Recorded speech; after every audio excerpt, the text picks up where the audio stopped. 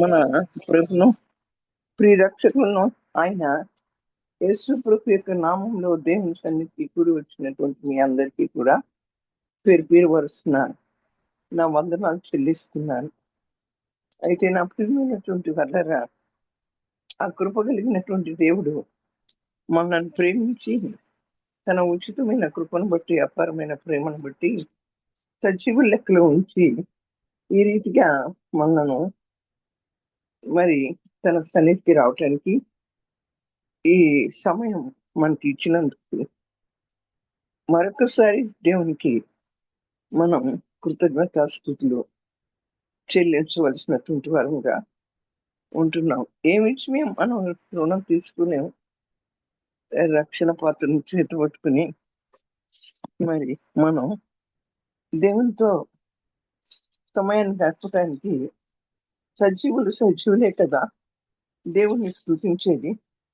మొన్న నిన్ను స్తుతించిన అని సెలవిచ్చిన రీతిగా మరి దేవుడు మనలను ఈ రీతిగా తీసుకొచ్చి తన సన్నిధిలో కూర్చోబెట్టినందుకు ఈ ఉదయకాలం ఎంత మంచి దేవుడు, ఎంత గొప్ప దేవుడు. అటు దేవుణ్ణి మనం కలిగి ఉన్నందుకు మనం ఎంతో సంతోషించాల్సిన అవసరం ఉంది. ఎందుకంటే ఈ సమయం చూడని వారు, ఈ దినం చూడనటువంటి వారు ఎంతో మంది ఉన్నారు.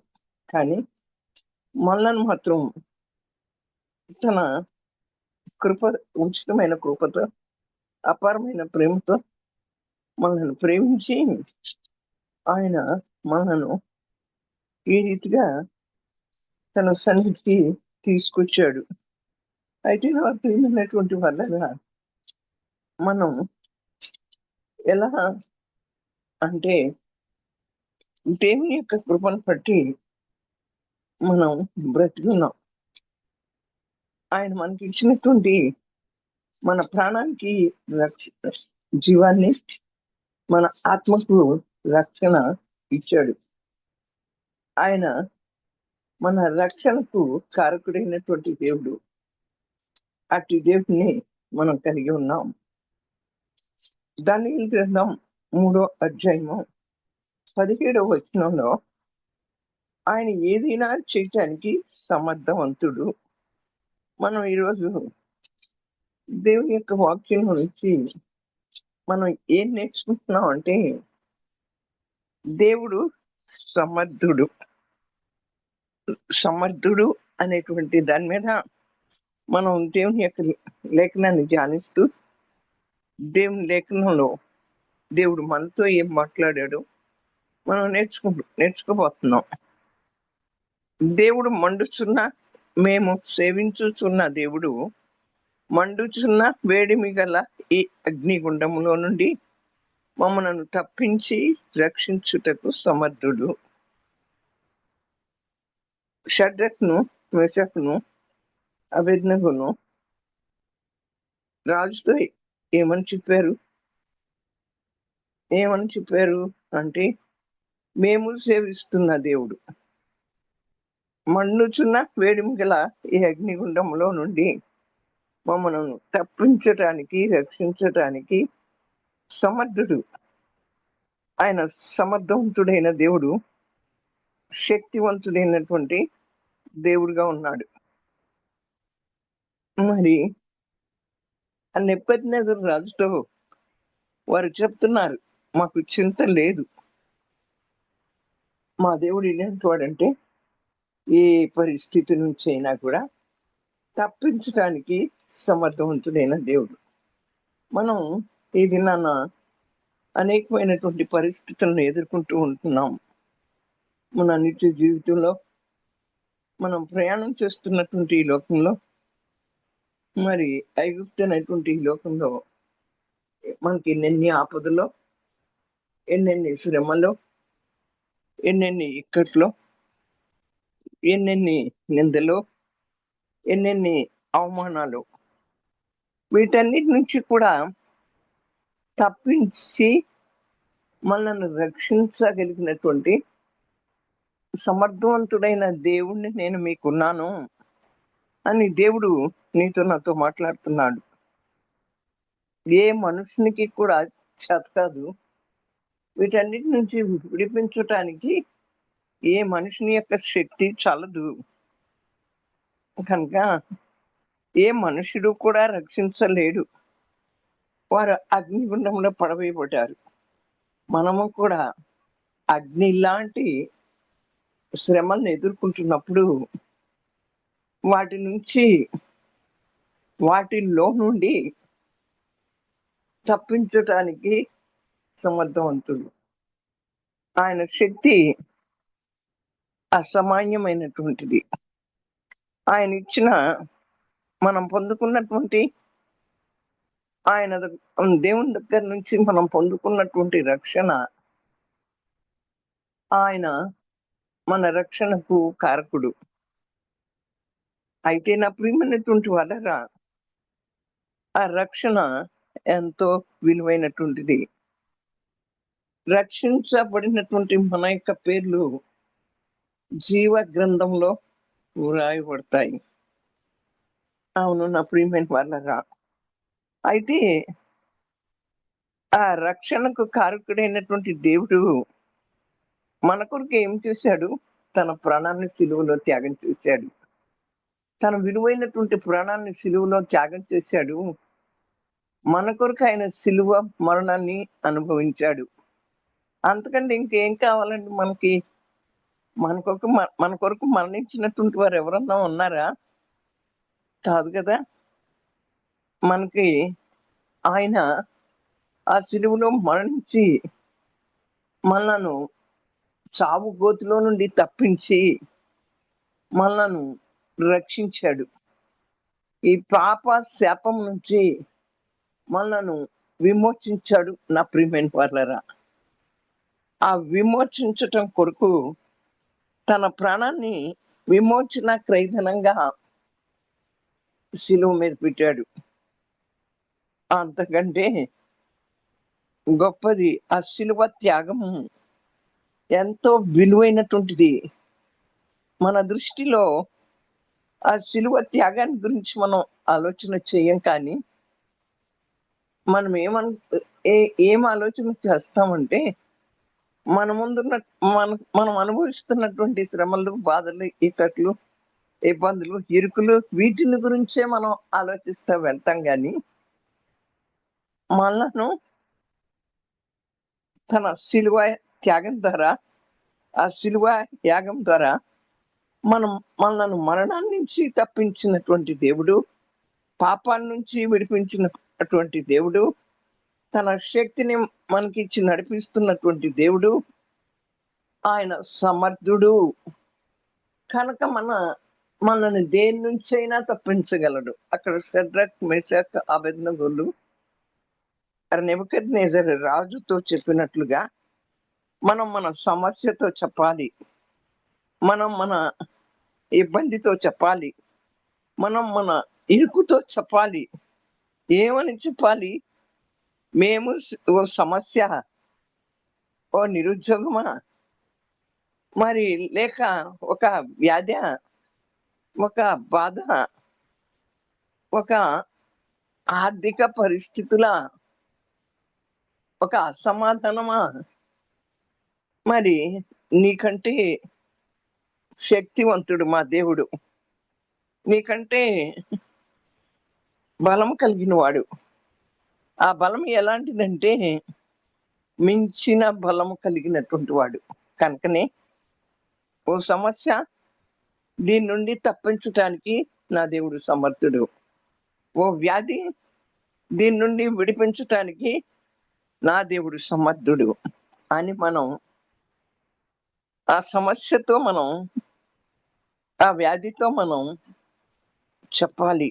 నా ప్రియమైనటువంటి వాళ్ళరా, ఇర్మియా గ్రంథం మరి 32వ అధ్యాయము 18వ వచనంలో చూసినప్పుడు ఆయన అంటాడు, దేవుని యొక్క లేఖనం అంటుంది, నీకు అసాధ్యమైనది ఏది లేదు. అసాధ్యమైనటువంటిది ఏది లేదు ఎవరికి? దేవునికి. అయితే అసాధ్యమైన దాన్ని సాధ్యపరిచే దేవుడు. మనుషులకైతే అసాధ్యం, కానీ దేవునికి సమస్తము సాధ్యమే. ఎందుకని దేవునికి సమస్తము సాధ్యమే అంటే, నా ప్రియమైనటువంటి వాళ్ళరా, శూన్యంలో సృష్టిని చేసిన దేవుడు. మరి అబ్రహాం శారాలను చూచినప్పుడు మృతతుల్యమైనటువంటి గర్భాన్ని ఒట్టి గర్భఫలం ఇచ్చినటువంటి దేవుడు. ఈ దినాన ఏ పరిస్థితిలో ఉన్నాము అంటే, ఈ దేశంలో చాలా మందిని ఉద్యోగం లేనటువంటి పరిస్థితుల్లో ఉన్నారు. అక్కడ ఉద్యోగాలు కనపట్ల అనేక మంది బాధపడుతూ ఉన్నారు. ఉద్యోగం రాలేదు, చాలా సంవత్సరాలు అయిపోయింది, మరి ఈ ఉద్యోగాన్ని గురించి ఇబ్బంది పడుతున్నాం అనుకుంటున్నారు.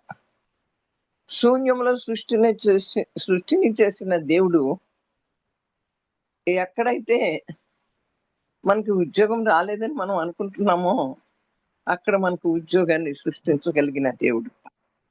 అందుకనే ఆయనకు అసాధ్యమైనటువంటిది ఏదీ లేదు.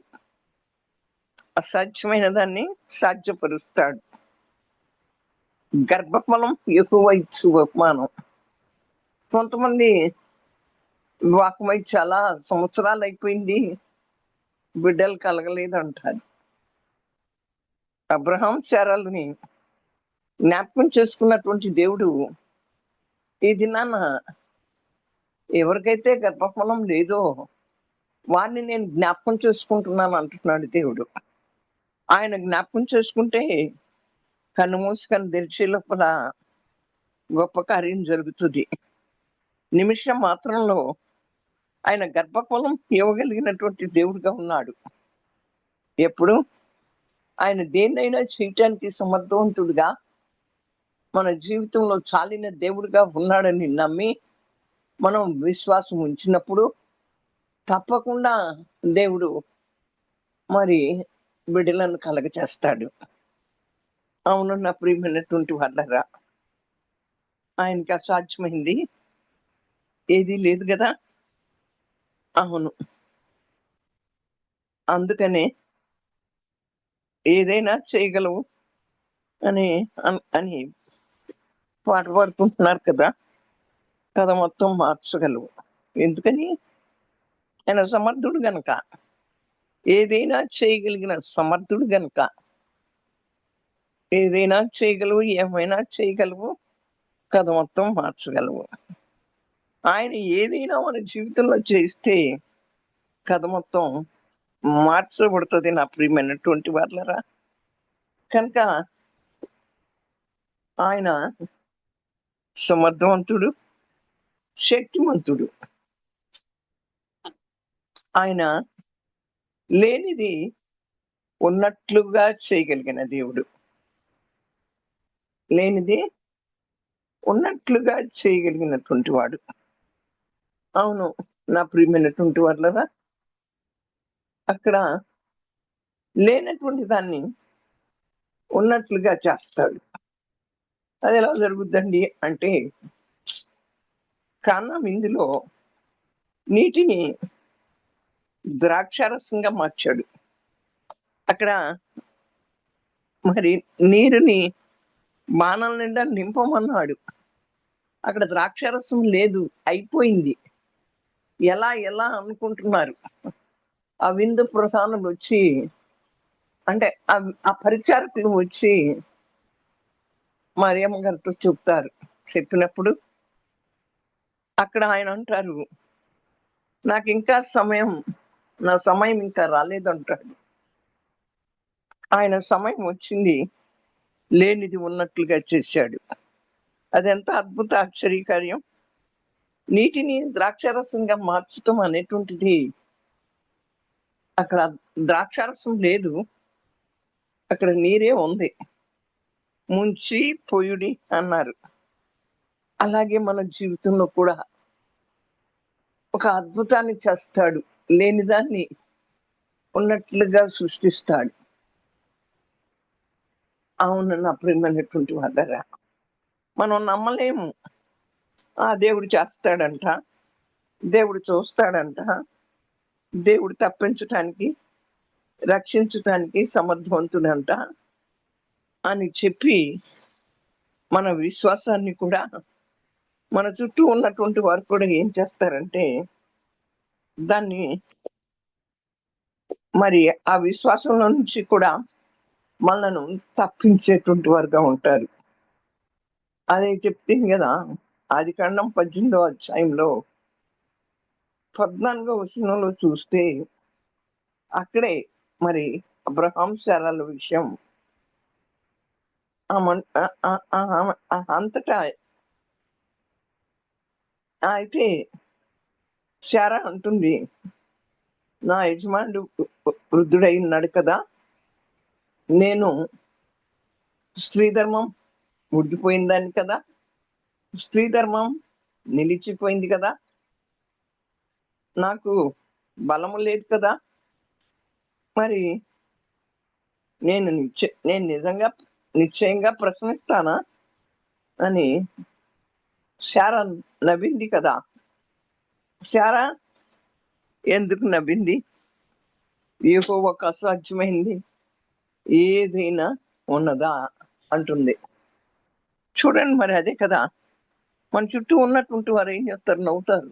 మనం కూడా దాన్ని అనుభవించేటువంటి మనం కూడా నవ్వుకుంటాం. ఇది జరిగేనా, ఇది జరిగేటువంటి విషయమా అని చెప్పి మనం నవ్వుతాం. యెహోషువ ప్రార్థించినప్పుడు సూర్యచంద్రులను ఆపివేశాడు దేవుడు. అవును, అది జరిగే పనేనా అనుకుంటాం.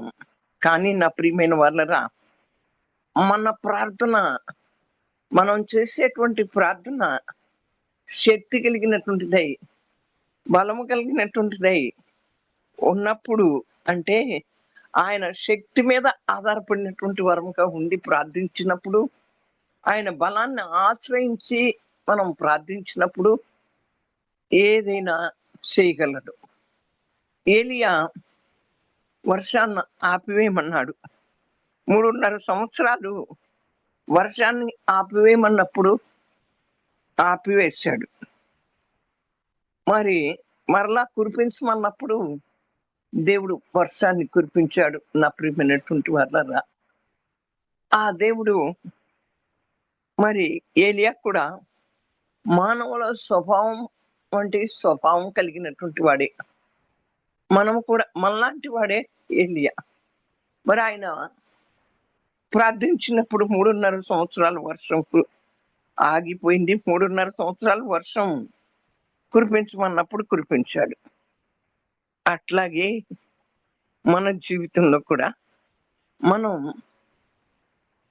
ఆయన చేయగలిగిన సమర్థుడని, ఆయనకు అసాధ్యమైనటువంటి ఏది లేదని అని మనం ఎంచి ఆయన వైపు చూస్తూ మనం ప్రార్థించినట్లయితే, మనం ఎదుర్కొంటున్నటువంటి పరిస్థితి వైపు కాదు మనం చూడాల్సింది. ఈ దినాన యవనస్తులైనటువంటి వారు పరిస్థితులు ఎదుర్కొంటూ ఉంటున్నారు. మరి ఇక్కడ అదేంటంటే పెద్ద సమస్య, నిరుద్యోగ సమస్య. అయితే ఆ నిరుద్యోగం వైపు కాదు ఎదురు చూడాల్సింది, దేవుని వైపు చూడాలి. దేవుని వైపు చూడాలి. కనుక ఆ గమనం అంటే ప్రభుత్వాలనే మార్చినటువంటి దేవుడు, రాజ్యాలనే తలకిందులు చేసినటువంటి దేవుడు, రాజాజ్ఞను మార్చినటువంటి దేవుడు. మీరు ఒకసారి చెప్పుంటానేమో, మీరు వినుంటారేమో. మా చిన్న అబ్బాయి గారి పెద్ద అబ్బాయి, మరి ఆయన ఇంటర్మీడియట్ అయిపోయిన తర్వాత ఆయన ఎక్కడ ఏ ఇంజనీరింగ్ కాలేజీలో జాయిన్ చేయటానికి మరి ఎన్నో కాలేజీలు కనుక్కున్నారు, విజయవాడ ఇంకా అక్కడక్కడ. ఆయనకు వచ్చినటువంటి మార్కులు సరిపోలా వాళ్ళు జాయిన్ చేసుకోవటానికి, సరిపోలా. ఏం చెయ్యాలి ఈ అబ్బాయిని అని తల్లిదండ్రులు టెన్షన్ పడుతున్నారు. టెన్షన్ పడుతూ ఉన్నప్పుడు నేనైతే ప్రభువా ఆ పిల్లాడి పట్ల నీ చిత్తం ఏంటో, మరి నేను నీ పని చేస్తున్నాను కనుక నీ నామానికి అవమానం రాకూడదు ప్రభువా. మరి ఏంటి ఆ బ్లెస్సింగ్ పట్ల నీ చిత్తం అని చెప్పి ప్రార్థించినప్పుడు దేవుడు ఏం చేశాడంటే చాలా సపోర్ట్ కలిసి చూపించాడు. నేను అప్పుడు మా కొడుకుతో మా కోడలతో చెప్పాను, దేవుడు చాలా సపోర్ట్ కలిసి చూపించాడు రాత్రి నాకు. మరి ఎక్కడ సీట్ వస్తుందో నాకైతే తెలియదు, కానీ దేవుడు ఎక్కడో సీట్ ఇస్తాడంటే నీకేమన్నా మతిపోయిందా? గవర్నమెంట్ రూల్స్ ప్రకారం గవర్నమెంట్ చేస్తుంది, కానీ నువ్వు చదువుకున్నావు కమ్మా, నీకేమన్నా మతిపోయిందా అని చెప్పి, ఎందుకు ఇస్తారమ్మా వీడి పర్సంటేజ్కి, అదేదో 45 అంటే అగ్రిగేట్ పర్సంటేజ్ అంట, లేకపోతే ఏదో పర్సంటేజ్ అని చెప్పారమ్మా, అయితే ఎందుకు ఇస్తారా అన్నాడు. సరే లేరా, నాకు చూపించింది దేవుడు, మీకు చెప్పాను, మీకు నమ్మకం ఉంటే నమ్మండి, లేకపోతే లేదు అని నేను వేరే దిక్కున ఎవరింట్లోనో ప్రేయర్కింటూ వెళ్ళా. అక్కడికి ఫోన్ చేసి మా అబ్బాయి చెప్పాడు, నిజమేనమ్మా, నీకు దేవుడు చూపించినట్లుగా వీడికి సీటు దొరికింది. ఎలా దొరికింది అది? ముఖ్యమంత్రి జగన్ గారు ఈ ఒక్క సంవత్సరానికి 45% సబ్జెక్టులన్నీ కలిపి ఉన్న ఈ మేనేజ్మెంట్ కాలేజెస్ లో సీట్లు ఇవ్వండి మేనేజ్మెంట్ కోటాలో, ఈ ఒక్క సంవత్సరానికని రూల్ను పెట్టాడు. చూడండి, దేవుడు ప్రభుత్వాల యొక్క పరిపాలన కూడా మార్చగలిగినటువంటి శక్తివంతుడు. అప్పుడు వాళ్ళు తీసుకుపోయి ఆ కాలేజీలే, గుంటూరు దగ్గర ఒక కాలేజీ ఉంది, అది మంచి కాలేజీ, చలపతి ఇంజనీరింగ్ కాలేజీ అని, అక్కడ జాయిన్ చేశారు. మరి దేవుడు చెప్పి అంటాడు, నేను అబ్రహాంతో చెప్పి చేయకుండా ఉంటానా అని. మనతో చెప్పింది దేవుడు చేయకుండా ఉండడు నా ప్రియమైనటువంటి వాళ్ళరా. మన విశ్వాసం సరిపోవాలి, మన నమ్మకం కుదరాలి. నాకు చూపించాడే అంటే వాళ్ళు నన్ను ఏమన్నారు, కోపడ్డారు, నువ్వు చదువుకున్నావా చదువుకోలేదా, గవర్నమెంట్ రూల్స్ కు వ్యతిరేకంగా ఎందుకు ఇస్తారు అన్నారు. కానీ అక్కడ ఏం చేశాడు దేవుడు, అక్కడ మార్చాడు. అలాగే మనం ఎదురు చూస్తున్నటువంటి ప్రతి పరిస్థితిలో నుంచి కూడా దేవుడు ఏం చేస్తాడు, మార్పును తీసుకొస్తాడు, అధికారులను మారుస్తాడు, ఆ పరిపాలన వ్యవహారాల్లో ఉన్నటువంటి వారిని కూడా మారుస్తాడు. కనుక ఈ లోకాధికారి కంటే సర్వాధికారి అయిన దేవుడు గొప్పవాడు కనుక ఆ సర్వాధికారి అయినటువంటి దేవుడి వైపు మనం చూడాలి. ఆయన శక్తివంతుడని, ఆయన రక్షించడానికి సమర్థుడని. ఇది ఒక్కటి చెప్తాను. యెషయా గ్రంథం 43వ అధ్యాయము లో 2వ వచనంలో మనం చూస్తే, నీవు జలములలో పడి దాటినప్పుడు నేను నీకు తోడయుందును, నదుల్లో పడి వెళ్ళినప్పుడు అవి నీ మీద పొర్లి పారవు, నీవు అగ్ని మధ్యను నడుచుచున్నప్పుడు కాలిపోవు, జ్వాలలు నిన్ను కాల్చజాలవు. అగ్ని లాంటి శ్రమలు. అలాగే మరి ఇశ్రాయేలీయులు ఎర్ర సముద్రాన్ని, మోషే యొక్క నాయకత్వంలో ఎర్ర సముద్రాన్ని దాటవలసి వచ్చింది. కనానుకు వెళ్ళేటప్పుడు మోషే వారిని నడిపిస్తా ఉన్నప్పుడు వెనకేమో శత్రువులు వస్తున్నారు, ఇటుపక్క అరణ్యం, ముందేమో సముద్రం. ఏం చెయ్యాలో మోషేకి, మరి దేవుని మీద ఆధారపడతాడు మోషే. ఈ జనం ఏమంటున్నారు, మమ్మల్ని చంపడానికి తీసుకొచ్చావా అంటున్నారు ఈ ఇశ్రాయేలు ప్రజలు. దేవుడు ఆ ఎర్ర సముద్రాన్ని, మోషే తన కర్రను చాపినప్పుడు మరి ఆ ఎర్ర సముద్రాన్ని 2 పాయలుగా చేసి 6 నెలలు నడిపించాడు. ఇది ఎంత అద్భుతం! మనం ఆలోచన చేస్తే నీళ్లు గోడగా పెట్టబడ్డాయి, అక్కడ రహదారి ఏర్పడింది, ఆ రహదారిలో ఇశ్రాయేలీయులు నడిచి కనాను దేశానికి అవతల ఒడ్డుకి చేరుకున్నారు. నా ప్రియమైన వాళ్ళరా, సముద్రం చీల్చబట్టం, నీళ్లు గొడగా పెట్టబట్టం, అక్కడ రహదారి ఏర్పడటం ఎంత వింతైనటువంటిది. మనం ఆలోచిస్తే అది అసలు మన ఊహకు అందనటువంటిది. దేవుడు ఊహకు అందని కార్యాలు చేస్తాడు. మన ఆలోచనలకు అందని కార్యాలు చేస్తాడు మన మన పట్ల. మనం ఎర్ర సముద్రాన్ని ఎదుర్కొంటూ ఉన్నప్పుడు మరి ఆ నీళ్లను గోడగా పెట్టి 6 నెలలలో ఇశ్రాయేలుని ఎలా నడిపించాడో మనలను కూడా అలా నడిపిస్తాడు. మన ఆలోచనలకి అందనటువంటి కార్యాలు, మన ఊహకు అందనటువంటి కార్యాలని మరి చేసేటువంటి దేవుడు కనుకనే ఆయన సమర్థుడు అని చెప్పగలిగారు అక్కడ షడ్రక్, మేషక్, అబేద్నెగోలు. మనం చెప్పగలుగుతున్నామా? దేవుని సన్నిధికి వచ్చినటువంటి మనం ఏదో వస్తున్నాంలే, ఏదో వింటున్నాంలే, దేవుని యొక్క వాక్యాన్ని ఏదో వింటున్నాంలే, అది వినాలి గనక రావాలి గనక వస్తున్నామా అనుకుంటున్నామా? చెప్పాలి గనక మేము కూడా మా మా స్తోమతకి దేవుడు మాకిచ్చిన జ్ఞానాన్ని బట్టి ఆ దేవుని మాటను మేము కూడా చెప్పాలి గనక చెప్తున్నాము అనుకుంటున్నామా?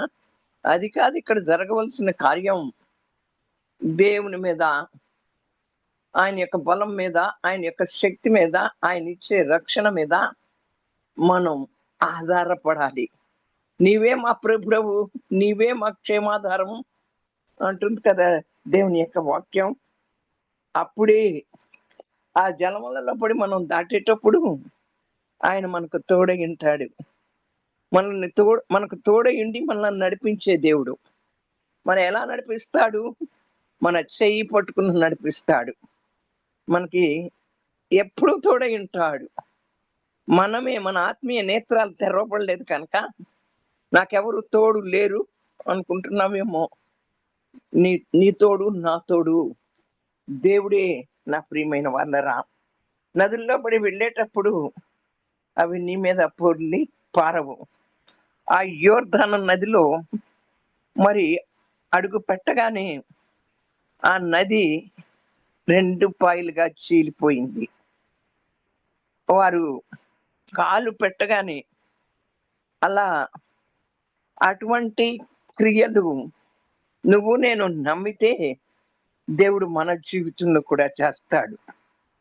యోర్దాన్ అనేటువంటి నది ఆ యాజకులు కాళ్ళు పెట్టగానే ఎలా చీలిపోయిందో అలాగే ఆయన శక్తితో మనం నింపబడి, ఆయన ప్రభావంతో మనం నింపబడి, మరి ఆయన యొక్క ఆత్మతో మనం నింపబడినప్పుడు మన పట్ల కూడా మనం ఎక్కడ కాలు పెడితే అక్కడ ఏది ఉన్నా, దానిలో ఏ గృహంలో కాలు పెట్టినా, మనం ఎవరితో మాట్లాడినా దానిలో నుంచి మనల్ని విడిపించేటువంటి శక్తివంతుడైన దేవుడుగా ఉంటాడు.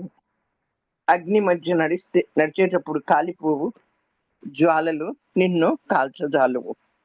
అదే కదా ఇక్కడ షడ్రక్, మేషక్, అబేద్నెగోలు నెబుకద్నెజరుతో చెప్తున్నారు కదా, నీవు మమ్మలను అగ్నిగుండంలో వేసినప్పటికీ కూడా మేము సేవిస్తున్నటువంటి దేవుడు రక్షించటానికి, కాపాడటానికి బలం కలిగినటువంటి దేవుడు కనుక మమ్మలను ఆ అగ్నిగుండంలో నుంచి తప్పించటానికి సమర్థుడు అని చెప్పిన రీతిగా మనం అగ్ని మధ్య నడిచేటప్పుడు కూడా మనం కాలిపోము. ఆ జ్వాలలు అగ్ని మధ్య, అగ్ని లాంటి పరిస్థితులు ఎదుర్కొంటున్నప్పుడు అగ్నిలో నుంచి వచ్చేటువంటి జ్వాలలు మనను కాల్చవు. నా ప్రియమైన వాళ్ళరా, కనుక ఆయన సమర్థుడు. మనల్ని తప్పించి, మనల్ని రక్షించి, మనల్ని కాపాడటానికి దేవుడు సమర్థుడు. ఆయనకు రక్షించే శక్తి ఉంది. ఆయన సర్వాధికారి, ఆయన సర్వాంతర్యామి. అవును నా ప్రియమైన వాళ్ళరా, కనుక దేవుడు రక్షించడానికి సమర్థుడు, రక్షించాలా.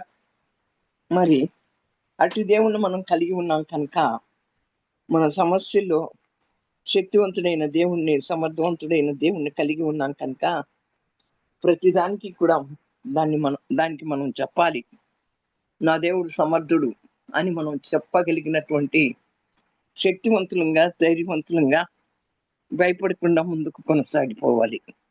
దేవుడి వాక్యం ద్వారా నీతో నాతో మాట్లాడినందుకు దేవునికి ఏమిచ్చి రుణం తీర్చుకోలేం, కానీ రక్షణ పాత్రను చేతి పట్టుకుని కృతజ్ఞతాస్తుతులు చెల్లించుచున్నాను. ప్రార్థన చేసుకుందాం. సర్వాధికారి, సర్వోన్నతుడైన ప్రభువా, సర్వశక్తివంతుడైన దేవ, మమ్మలను కాపాడుటకు, రక్షించుటకు, అగ్నిగుండంలో నుంచి తప్పించుటకు సమర్థుడైన దేవుడిగా ఉన్నావు కనుక నాయనా, నీకు అసాధ్యమైనది ఏది లేదు. నీకు సమస్తము సాధ్యమే. అసాధ్యమైన దాన్ని సాధ్యపరిచే దేవుడు కనుక నీవు తప్ప మేము మా సమస్యతో చెప్పాలి, మా ఇబ్బందితో చెప్పాలి, మా వ్యాధితో చెప్పాలి, మా యొక్క బలహీనతలతో మేము చెప్పాలి, మా నిరుద్యోగ పరిస్థితులతో మేము చెప్పాలి. మా దేవుడు సమర్థవంతుడు, మా దేవుడు శక్తివంతుడు, మేము సేవిస్తున్న దేవుడు మాకేదైనా చేయగలడు అని చెప్పగలిగినటువంటి ఆ విశ్వాసాన్ని మాలో పెట్టి సన్నిధి సరిహద్దులను విశాలపరిచి అనేకులను మరి ఈ సన్నిధిలోకి తీసుకుని వచ్చి మీరే సహాయం చేసి మీ నామానికి ఘనత, మహిమ, ప్రభావాలు తెచ్చుకోమని త్వరగా రానైన యేసు ప్రభు యొక్క శక్తి కలిగిన నామంలో ప్రార్థించి పొంది ఉన్నాము తండ్రి. ఆమేన్, ఆమేన్. అమ్మా,